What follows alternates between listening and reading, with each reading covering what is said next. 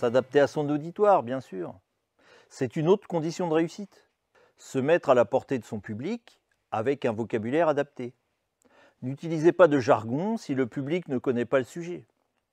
Utilisez des exemples qui lui parlent. Socrate disait déjà, quand je parle à un forgeron, je lui raconte des histoires de forgeron. Lorsque vous préparez une oralité, prenez conscience du public que vous aurez en face de vous pour construire votre discours. Soyez aussi flexible que possible et n'hésitez pas à adapter votre discours dans son fond et dans sa forme si vous sentez que vous n'êtes pas compris ou écouté. Ne faites surtout pas l'erreur d'écrire votre discours et votre texte avant et de l'apprendre par cœur. Vous allez vous enfermer. Oui, ne lisez surtout pas votre texte.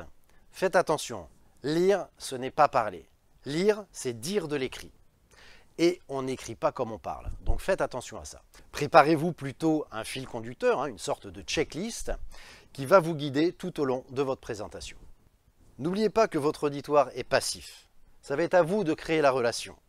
Et ça va vous demander de l'engagement physique. Parlez à votre auditoire. Regardez votre auditoire. Respirez avec votre auditoire. Soyez vivant et pas une plaquette qui vient réciter par cœur la notice de fonctionnement. S'adapter, c'est ce que nous les comédiens, on appelle improviser.